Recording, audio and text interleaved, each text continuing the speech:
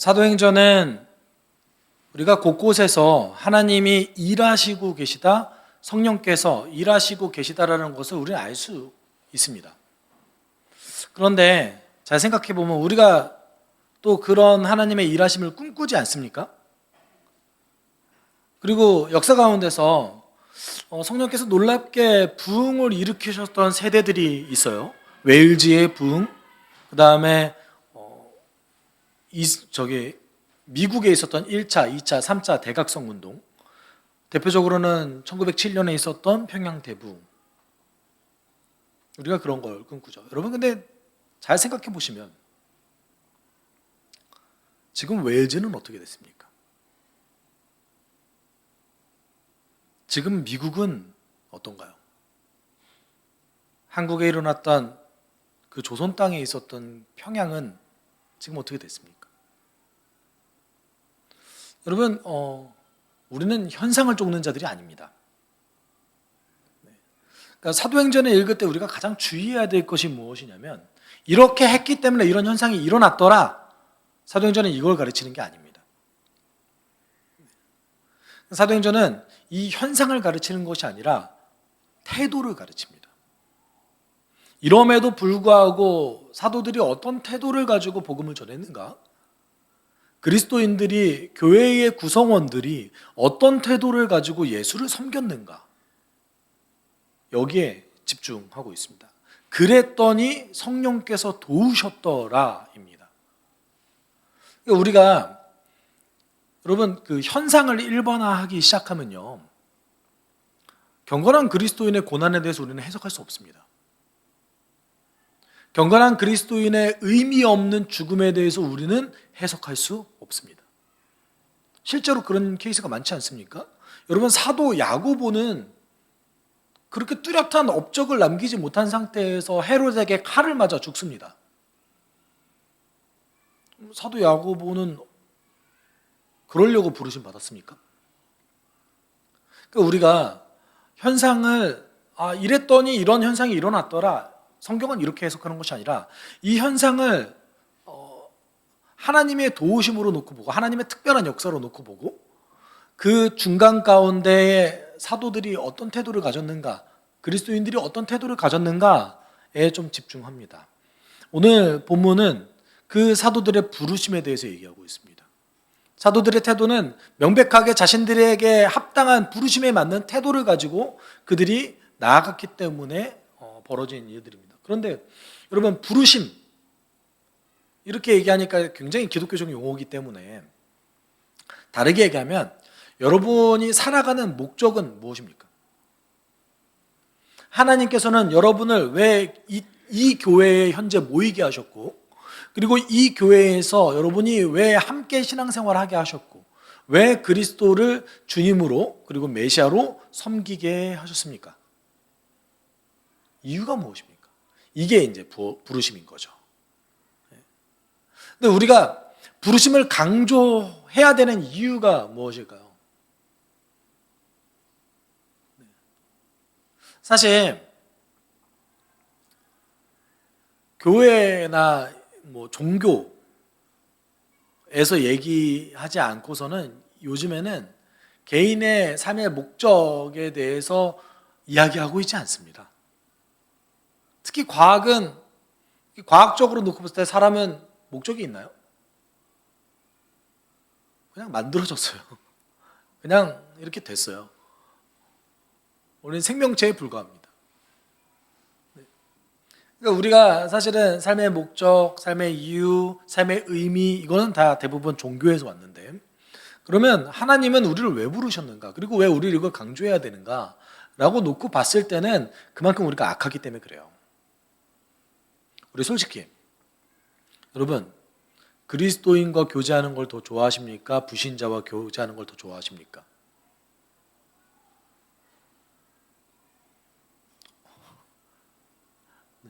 어떤 걸 더 좋아하세요?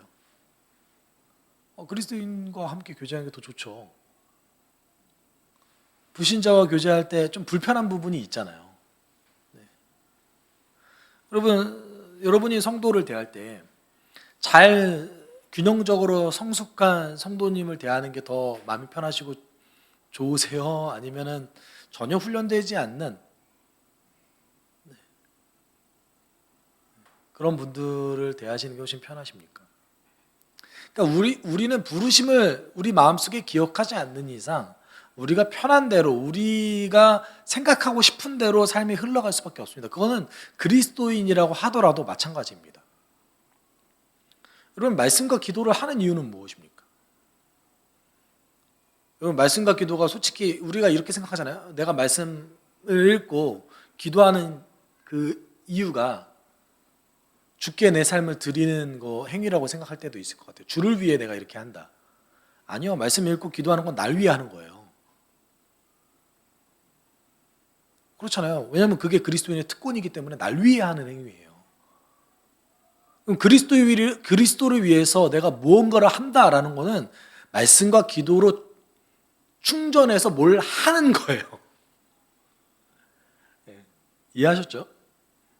그렇기 때문에 우리가 부르심을 기억해야 돼요. 오늘 본문 속에서는 사도들이 그 부르심에 합당한 태도를 보여줍니다. 그런데 그것을 우리가 지금 오늘날의 삶의 태도로 그대로 가져오긴 쉽지 않아요. 사도의 부르심이 또 따로 있기 때문에. 그럼에도 불구하고 그것을 조금 더 일반화시켜서 현재 우리 삶 가운데 우리의 부르심은 무엇인가, 그리고 어떤 태도를 가져야 되는가에 대한 아주 중요한 힌트를 줍니다. 오늘 본문을 통해서 우리가 그 부르심에 대해서 조금 깊이 생각할 수 있는 시간이 됐으면 좋겠습니다. 1절은 본문의 배경을 설명하고 있죠. 베드로와 요한이 아직도 사람들에게 말하고 있는데 제사장들과 성전경비대장과 사두개파 사람들이 몰려왔다라고 얘기하고 있습니다. 근데 여기서 그 몰려왔다라는 단어가 원래는 그 조금 더 적나라하게 표현한다면 문자적으로는 기스페타예요. 기스페타. 갑작스럽게 들이닥친 거죠. 근데 아직 뭐 하고 있습니까? 사람들에게 예수 그리스도에 대해서 전하고 있을 때였어요. 예수 그리스도에 대해서 복음을 전하고 있을 때에 갑자기 사두개파 사람들입니다. 사실은 세 가지 부류가 나왔죠. 제사장들, 성전경비대장, 사두개파 사람. 이 전부 다 사두개파 사람들이에요. 사두개파 사람들은 어떤 사람들이냐면 그 솔로몬의 제사장이었던 사독 계열의 후손이라고 주장하는 사람들입니다. 주장하는 사람. 네, 정확하진 않습니다. 그렇게 자기가 나는 사독 계열의 사람들이야. 나는 솔로몬 시대의 대제사장, 그 대제사장의 후손이야 라고 주장하는 사람들이에요. 그렇게 주장하는 사람들이 이제 얘기하는 거죠. 근데 이 사람들이 왜 성전경비대장도 왜 사두개파 사람이라고 얘기하냐면 성전경비대장은 무조건 대제사장 가문에서 나옵니다. 이렇게 보면 성전경비대장 그러면은 여러분 성전에서 서열이 몇인 것 같으세요? 제가 찍어줄게요. 적어도 5위 안에 들어갑니다. 이제 오지선다죠. 1등은 아닐 거 아니에요. 대제사장이 있으니까. 그렇죠? 그러면은 2등과 5등 사이에 있을 거 아니에요. 한 3등 정도? 두 번째 서열이었어요. 성전경비대장은 성전 전체에서 두 번째 서열을 가지고 있는 굉장히 높은 직위에 있는 사람이었습니다. 그러니까 우리가 왠지 좀 이렇게 서열이 낮은 사람인 것 같잖아요. 경비대장 이러니까 좀 낮은 사람인 것 같잖아요. 아니요, 그렇지 않습니다. 어떻게 보면 유대인에게 허락된 유일한 무력단체가 성전경비대였습니다. 그러니까 이 성전경비대의 대장은 당연히 대제사장 가문에서밖에 나올 수가 없었어요. 그러니까 사두개파 사람들이에요, 전부 다. 이 사두개파 사람들은 어떤 사람들이냐면 좋게 말하면 현실주의자, 나쁘게 얘기하면 기회주의자들. 그렇기 때문에 영적인 해석을 절대 하지 않습니다. 부활을 받아들이지 않습니다. 메시아에 대해서 경계합니다. 이때 당시만 해도 성전에서 메시아를 대망해서 하나님께 기도드린 자들이 많았어요. 지금도 여러분 예루살렘 가면 통곡의 벽 앞에서 통곡의 벽을 붙잡고 메시아를 기다리면서 기도하는 유대인들이 많습니다. 그런데 이 성전 경비대장이 하는 일이 뭐냐면 이렇게 메시아 대망하는 사람들, 메시아를 대망하는 사람들을 탄압하는 게 성전 경비대장이 하는 일이었어요. 왜 그럴까요? 사두개파 사람들의 권력은 어디서 나왔기 때문에 그래요? 로마와의 밀착 관계에서 나왔기 때문에 그래요. 그러니까 로마와 관계가 틀어지면 이 사람들이 문제가 생길 거라고 하니까 이 메시아를 대망하는 사람들 그리고 메시아를 전하는 사람들을 굉장히 경계했죠. 근데 또 그럴 만한 게 유대인들은 반란이 일어나면 다 자기가 메시아라고 하면서 반란이 일어났어요.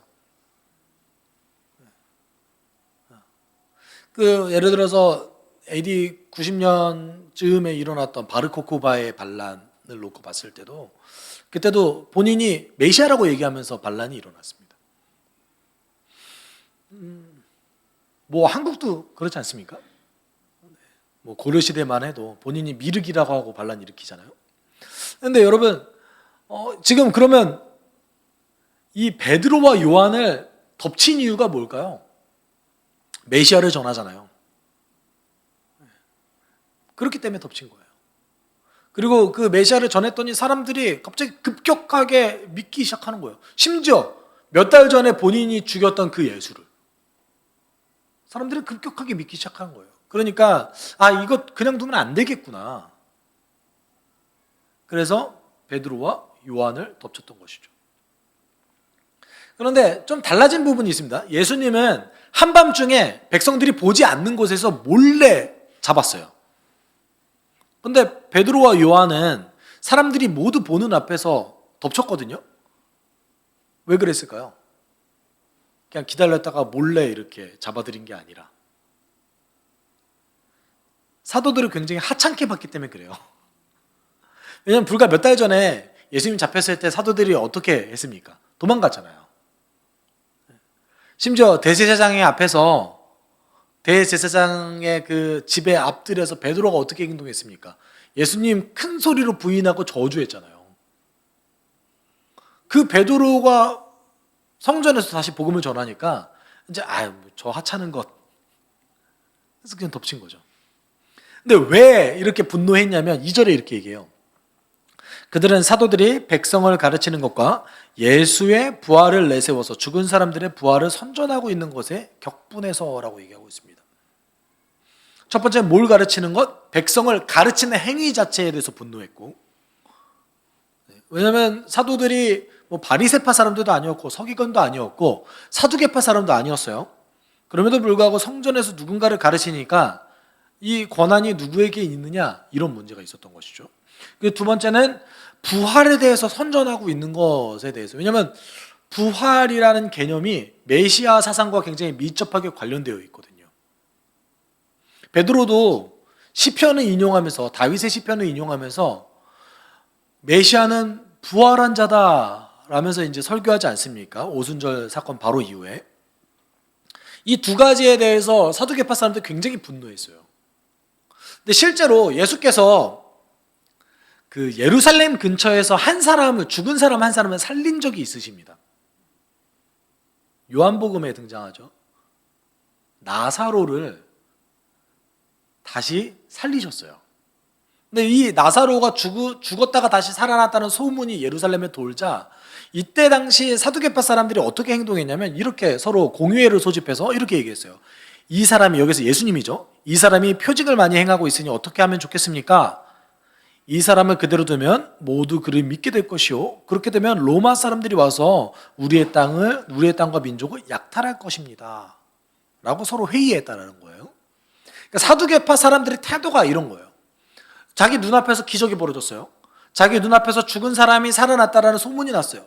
예수께서 기적을 벌이시는 걸 눈앞에서 확인했음에도 불구하고 사두개파 사람들이 보는 관점은 무엇이요? 그것과 상관없이 이게 로마에 소문나면 그 사람들이 우리를 약탈할 거예요. 메시아가 예루살렘에 등장했다라는 소문이 돌면, 선지자가 등장했다는 소문이 돌면 우리는 위험합니다.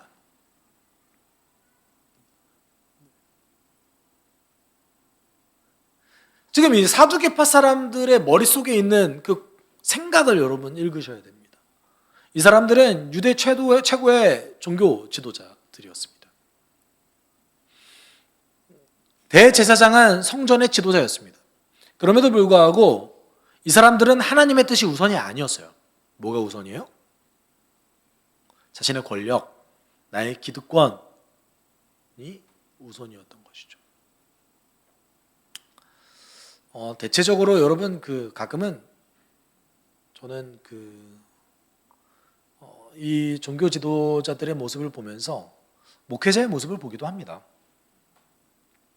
네, 교단이 흘러가는 모습을 보거나 또는 때때로는 교회가 어느 순간 복음의 본질을 잃어버리고 유지하는 데만 집중하는 때가 있습니다. 저희 교회에서 목요일 날 비전 선교단이 여기서 예배를 드려요. 가끔은 저는 그때 이제 그런 생각을 했어요. 아니 어쩌다가 우리 교회까지 와서 예배를 드리나. 정말 여러분 주변을 둘러보시면 시설이 너무 좋고 잘 돼 있는 교회가 많잖아요. 근데 보시면 우리 교회는 이렇게 현수막을 걸기도 되게 힘들어요. 그래서 사다리 타고 올라가가지고 낚싯줄로 현수막 거시고 그러시더라고요. 근데 좀 시설이 돼 있는 교회들 보면 현수막을 어떻게 걸어요? 현수막이 이렇게 거는 게 내려와요. 내려와서 거기다 걸고 다시 올리면 돼요. 여러분 저희 교회 건반도 없잖아요. 다 바리바리 싸들고 오셔가지고 그래서 건반 이렇게 옮기시고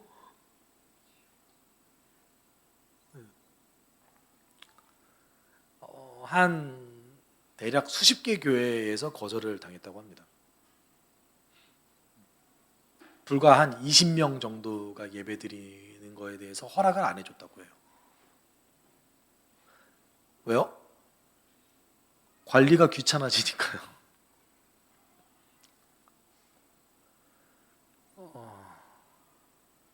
여러분 우리 이런 시대를 살아가고 있습니다.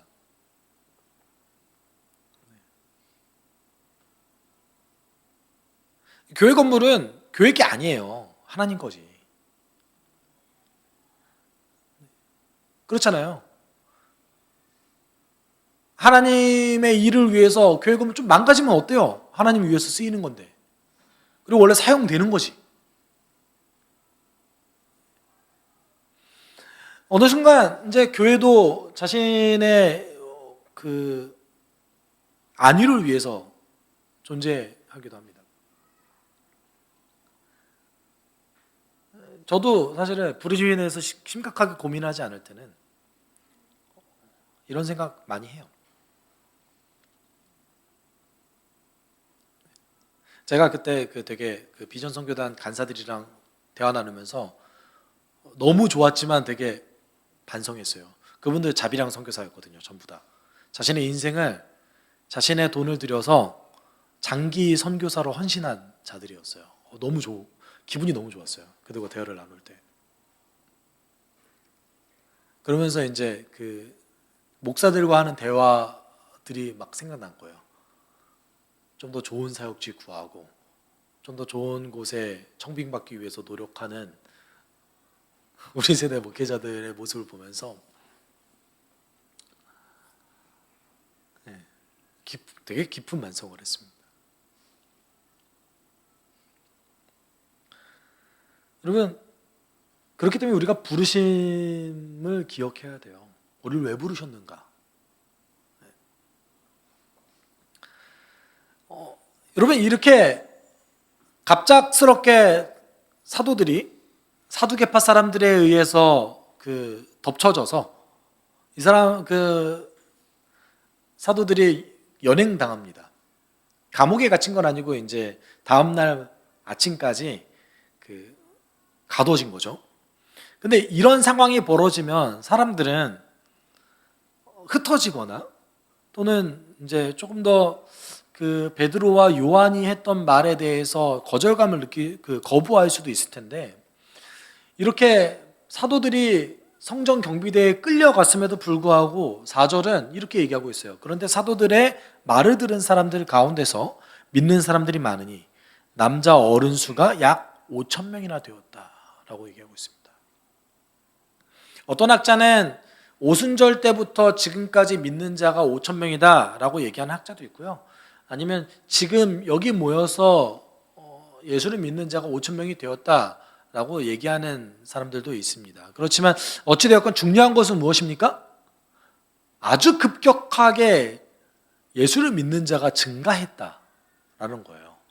성전 경비대가 탄압함에도 불구하고 이것이 예수 그리스도께서 잡혀가실 때와 지금의 모습이 정말 급격하게 다르다는 것을 보여주고 있습니다. 그러면 여러분, 예수께서 능력이 없어서 그런 겁니까? 아니죠. 이제 복음을 전할 때가 됐기 때문에 그런 거예요. 복음이 편만하게 전파되어서 받아들여질 때였던 것이죠. 근데 이렇게 연행당했던 사도들에게 대제사장들이 모여서 다음날에 질문을 했어요. 이렇게 질문했어요. 그들은 사도들을 가운데에 세워놓고서 물었다. 그대들은 대체 무슨 권세와 누구의 이름으로 이런 일을 하였소? 너 무슨 권한으로 이렇게 했어? 도대체 어디서 사람들을 가르칠 권한을 받은 거야? 라고 대제사장이 물어봤어요. 아마도 사람 많은 곳에서 물어봤던 것 같아요. 근데 왜 이렇게 사람 많은 데서 물어봤을까요? 아까도 제가 말씀드렸듯이 사도들이 예수님 잡히셨을 때 도망갔잖아요. 그리고 사도들의 대표였던 베드로는 얼마나 하찮게 보였겠어요. 야, 우리가 좀만 위협하면 예수님이 다시 부인하겠지, 다시 배신하겠지, 이 모습을 구현하고 싶은 거예요. 그러면 끝나잖아요. 베드로가 많은 사람들이 모여있는 앞에서 다시 예수님 부인하고 예수님에 대해서 난 모르는 사람이에요 라고 얘기하면 대제사장 입장에서는 야, 쉽게 끝낼 수 있겠다. 근데 베드로가 뭐라고 얘기했어요, 여기에서? 아니, 사람이 어떻게 이렇게 2달 만에 바뀔 수 있습니까? 네. 아니, 여러분 잘 생각해 보세요. 사람이 2달 만에 이렇게 바뀔 수 있나? 라는 생각이 들 정도로 사람이 이렇게 바뀌었어요. 우리 9절, 10절 좀 길지만 같이 읽어볼까요? 우리가 오늘 신문을 받는 것이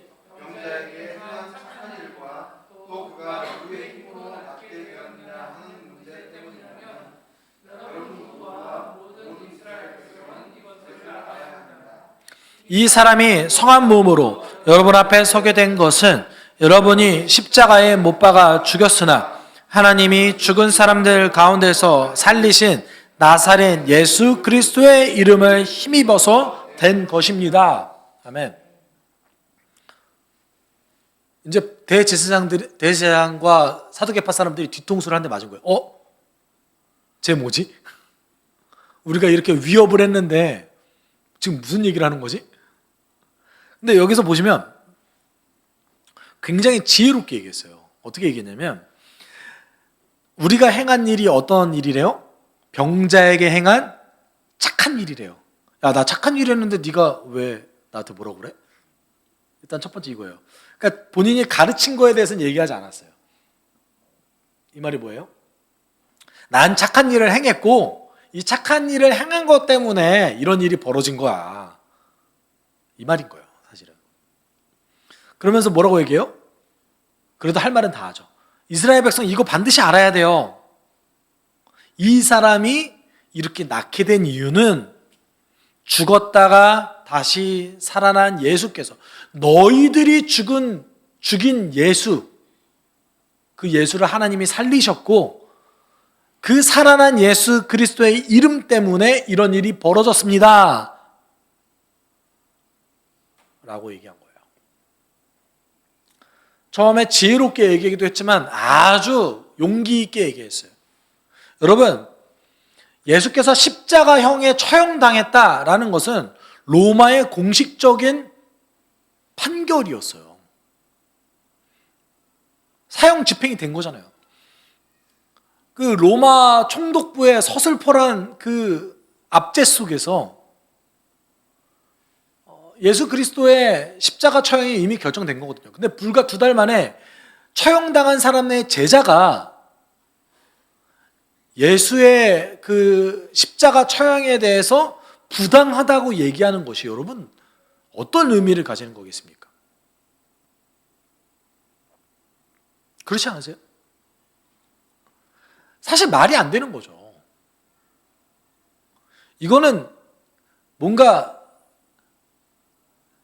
자신의 목숨을 이제 포기할 결정을 한 거예요, 사실. 베드로가 담대하게 이렇게 얘기한 거에 그 내면에는 나는 이거 얘기하고 죽겠다라는 생각을 하고 한 거예요. 다시 총독부에 넘길 수 있는 거 아니겠습니까? 이 사람은 당신들의 처형을 이제 거부한 그 제자들입니다. 여러분, 십자가 처형은 반란죄예요. 그러니까 반란죄의 명목으로 죽은 사람을 옹호했다고 생각해 보세요. 그것도 2000년 전에. 불과 200년 전만 해도 말도 안 되죠. 이거는 무조건 죽는 거 아니겠습니까? 그럼 베드로가 왜 어떻게 이렇게 행할 수 있었을까요? 8절에 이렇게 얘기하죠. 그때에 베드로가 뭐에 충만했대요? 성령에 충만해서.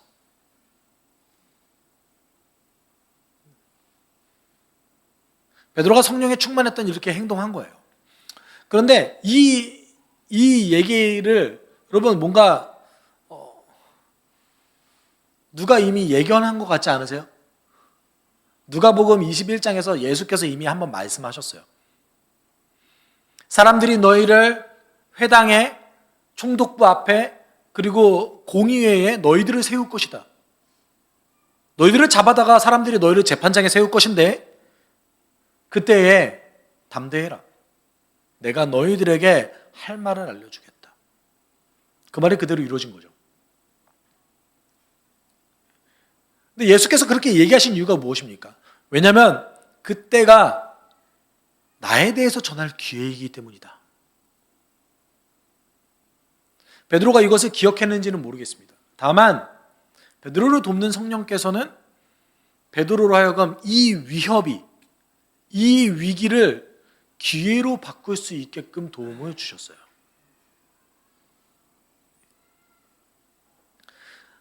그냥 이것만 전한 것이 아니라 이때다라고 얘기하면서 사람들 많은 곳에서 또다시 복음을 전합니다. 아마 이럴 수도 있겠죠. 어차피 죽을 수도 있는데 할 말은 다 하자. 그리고 11절 12절 얘기합니다. 이 예수는 너희들 집 짓는 사람들에게 버림받는 돌이지만 집 모퉁이의 머릿돌이 되신 분입니다. 이 예수밖에는 다른 아무에게도 구원은 없습니다. 사람들에게 주신 이름 가운데 우리가 의지하여 구원을 얻어야 할 이름은 하늘 아래에 이 이름밖에 다른 이름이 없습니다. 여러분, 여기서 얘기하는 이제 건축자예요. 원래 정확하게는 건축자의 버림받은 돌이 모퉁이 돌이 됐대요. 이 말이 뭔 말이냐면 여러분 그 구약 성경에서 건축자라는 표현은 가르치는 자와 지도자를 뜻해요. 그러니까 가르치는 자와 지도자가 버렸던 자가 뭐가 됐대요? 기둥이 됐대요. 기둥이. 건축물의 기둥이 됐대요.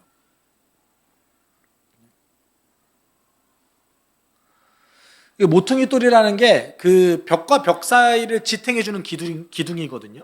그럼 여러분, 예수께서 모퉁이 돌이 됐다라는 것이 무엇을 뜻합니까? 두 가지 의미를 갖고 있어요. 첫 번째는 하나님과 우리 사이를 연결해 주시는 그 연결하는 돌이 되셨다. 이게 첫 번째 의미입니다. 두 번째 의미도 있어요. 이건 베드로가 또다시 얘기한 건데 여러분 다 다양하잖아요. 여기 전후 좌우를 한번 이렇게 보실래요? 네. 여기 계신 분들이 함께 연합하는 게 사실 가능합니까? 우리 세 사람만 모여도 의견이 다 달라요. 그렇죠? 우리가 서로 너무나 다르고 너무나 다른 지체지만 이 다른 지체를 한 몸으로 만드는 연결자 역할을 또 누가 하세요? 예수께서 하신다. 모퉁이 돌의 의미는 이 두 가지가 있습니다. 그래서 베드로가 이렇게 얘기하죠. 우리는 살아있는 돌들이고 예수께서는 살아있는 돌입니다. 그 살아있는 돌이 우리 살아있는 돌들의 모퉁이 돌이 되십니다. 그래서 우리는 한 몸을 이룹니다. 하나의 공동체로 이룹니다. 하나님의 가족이 됩니다. 우리는 하나님께 영적 제사를 드리는 하나님의 거룩한 집입니다. 누구 때문에요? 예수 그리스도께서 우리의 모퉁이 돌이 되셨기 때문에요. 그 예수 이름 외에는 구원이 없습니다. 다른 하나님께 나아갈 방법이 없습니다. 이렇게 얘기하고 있는 것이죠. 그래도 이때는 신의 존재에 대해서 다 믿을 때였습니다. 그래도 이때는 하나님의 존재에 대해서 믿을 때였습니다. 지금은요. 지금 이 세대 속에서 이렇게 얘기하면 제가 뭐라는 거야? 왜 너희들만 구원이 있어? 포스트 모더니즘, 상대주의, 다원주의는 우리가 이렇게 얘기하는 것에서 거절하게 만들죠. 그렇지만 여러분, 여기 있는 모든 사람들도 예수가 구원이라는 걸 다 거절했던 자들이었습니다. 예수를 죽인 자들 앞에서 베드로가 예수가 구원입니다 라고 얘기한 거예요. 우리보다 더하면 더했지 못하지 않습니다. 정말 하나도 인정하지 않을 자들 앞에서 베드로가 예수가 구원입니다 라고 얘기한 거예요. 당연히 이 사람들 알아듣지 못하죠. 그렇지만 그 사람들 근처에 있었던 많은 백성들은 이 말을 듣고 영향을 받았습니다. 결국은 이 제사장들이 사도들을 어떻게 하지 못합니다. 왜냐하면 주변 백성들의 모습을 보니까 사도들을 가둬서 죽였다가는 난리가 날 것 같은 거예요. 그러니까 위협을 주고 풀어주죠. 야, 알았어. 우리가 풀어줄게. 대신 다음부터는 예수에 대해서 가르치지 마. 다음에 한 번만 더 가르치면 우리가 그 다음에는 어떻게 할지 몰라. 이렇게 위협했어요. 그때 베드로가 뭐라고 얘기합니까? 이렇게 얘기하죠.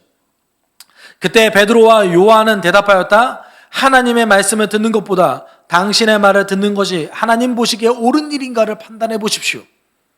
우리는 보고 들은 것을 말하지 않을 수 없습니다. 여러분, 앞서 베드로가 성령 충만했기 때문에 이렇게 많은 사람들 앞에서 그리고 본인이 죽을지도 모르는 위협 속에서 예수 그리스도에 대해서 전할 수 있었다고 제가 말씀드렸습니다. 그런데 성령께서 그 베드로를 왜 도우셨을까요? 일해야 되니까? 예수를 전해야 되니까? 아니요. 오늘 19절과 20절에 부르심받은 자의 태도가 등장하는 거예요. 어떤 태도입니까? 하나님 보시기에 옳은 일을 하는 것. 내가 그리스도인으로서 예수의 제자로서 사도로서 올바른 일을 하려고 노력하는 것. 그랬더니 성령께서 도와주신 거예요. 여러분,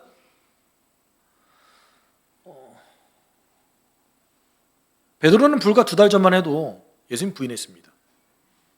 예수님 거절했죠. 예수님이 그렇게 사랑한다고 얘기해서 목숨까지 버린다고 얘기했지만 예수의 눈앞에서 예수를 부인하고 그와 눈이 마주쳤습니다.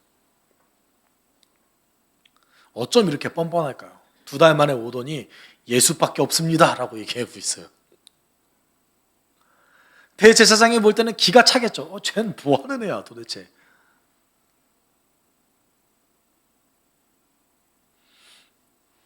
베드로는 확신이 있었어요. 어떤 확신이요? 나는 사도로서 부름받은 자, 내가 보고 들은 것을 증거하지 않을 수 없다. 이것이 베드로의 부르심이었습니다. 여러분, 오늘날 한국에서 단지 예수님을 전한다는 이유로 베드로와 사도들과 같은 일을 경험하지 않습니다. 그리고 우리는 베드로와 동일한 부르심을 받은 사람들은 아닙니다. 그렇지만 베드로가 가지고 있었던 태도는 우리에게 영향을 줄 수 있죠. 어떤 것입니까? 여러분, 사람을 기쁘게 하기 위해서 우리가 그리스도인이 된 거 아니잖아요. 우리의 부르심, 하나님께서 우리를 왜 예수를 믿도록 부르셨습니까?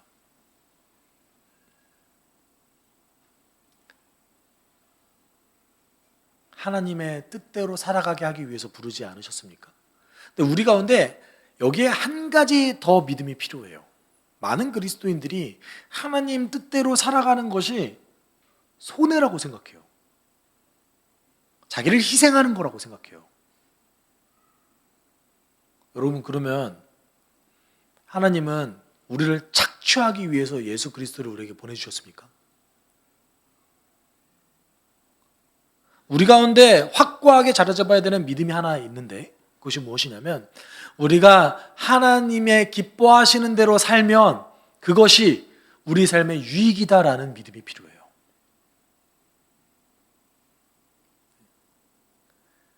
그리스도인 중에서 그렇기 때문에 제가 여러분, 저도 그런 생각할 때 있는데, 우리 그런 얘기 하잖아요. 우리 그 가정교회 때 그런 얘기 나오는데, 죽기 전에 예수 믿는 게 좋았을 텐데. 이렇게 말하는 게 제일 어리석은 사람이에요. 왠지 아세요? 하나님 뜻대로 살아가는 것이 내 삶의 유익이니까요.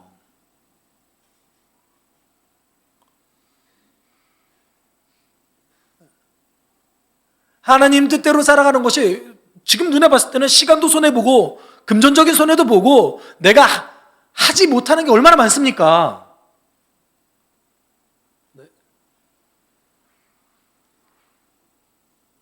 그럼에도 불구하고 그렇게 살아가는 것이 뭐다? 내 삶의 가장 큰 유익이기 때문에 그렇게 사는 거 아닙니까? 이 믿음이 필요한 거예요. 우리의 부르심이 여기서 시작합니다. 하나님 우리를 왜 부르셨습니까? 결국은 우리를 유익하게 하기 위해서, 우리를 위해서 우리를 부르셨잖아요. 그러면 내가 예수를 증거하는 삶,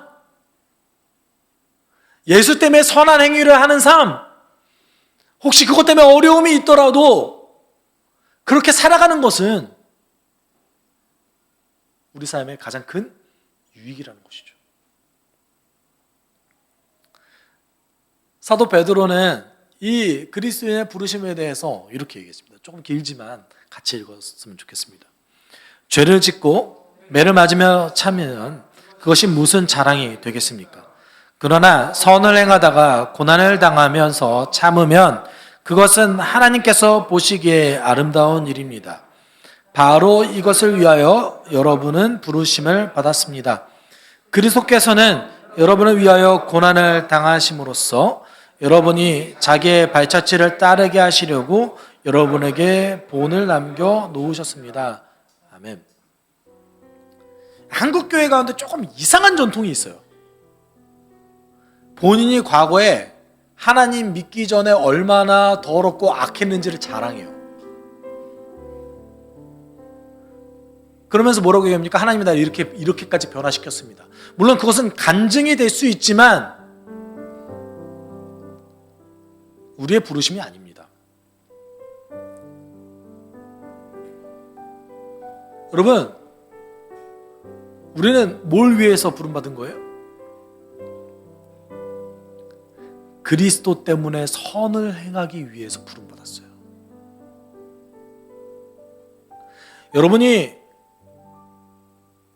여러분의 유익을 위해서 말씀을 읽고 기도하는 것, 이것은 이 부르심을 위한 나의 특권입니다. 많은 그리스도인들이 자기 부르심이 예수 잘 믿는 거라고 생각해요. 당연히 예수 잘 믿어야죠. 그래서 말씀 읽고 기도하고 교회 나와서 예배드리면 전부라고 생각합니다. 그렇지 않습니다. 우리의 부르심은 그리스도 때문에 선을 행하는 데 있습니다.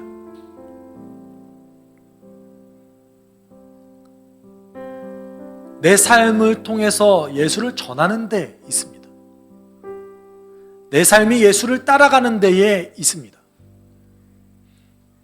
그것을 위해서 예수께서 우리 가운데 롤모델이 되셔서 그 일을 행하셨습니다. 여러분, 오늘도 여러분의 부르심을 생각하십시오. 여러분 예수를 왜 믿습니까? 우리는 어떻게 해야 하나님 나라 복음을 내 삶을 통해서 전할 수 있게 되겠습니까? 이 부르심을 명확하게 기억해야 됩니다. 그리스도 안에서 내가 선을 행하기 위해서 부름받았다. 이것을 위해서 혹시 내 마음 가운데 어려움이 있다 할지라도, 내 마음 가운데 힘든 일이 있다 할지라도, 손해를 본다 할지라도 그것이 결국은 내 삶의 가장 큰 유익이 될 것이다 라는 믿음이 필요합니다. 여러분, 지금 이 순간에 함께 기도합시다. 함께 기도할 때 나의 월요일부터 토요일까지의 삶을 주님 지켜주십시오. 정직하게 구별된 삶을 살 수 있게 도와주십시오. 부르심에 합당한 삶을 살게 주님 도와주십시오. 예수를 따라가는 삶 살게 주님 도와주십시오. 그것이 내 삶의 가장 큰 유익일 줄 믿습니다. 그것이 내 삶의 가장 큰 기쁨일 줄 믿습니다. 우리가 함께 기도하도록 하겠습니다. 하나님 감사합니다.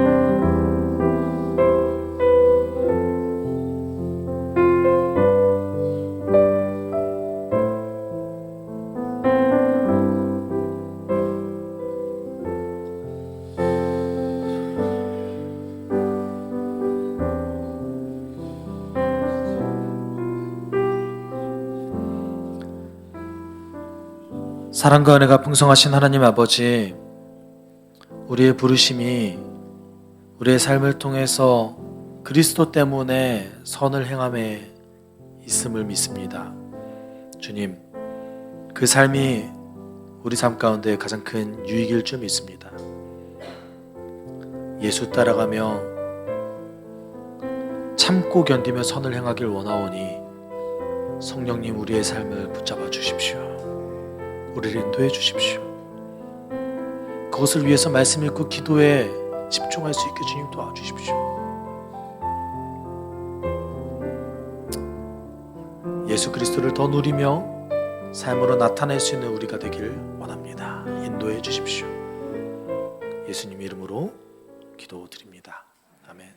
주 예수 그리스도의 은혜와 하나님의 사랑과 성령의 교통하심이 오늘도 부르심을 기억하여 하루를 살아가길 소망하는 숲속교회 성도들과 그들의 삶 가운데 함께 있을지어다.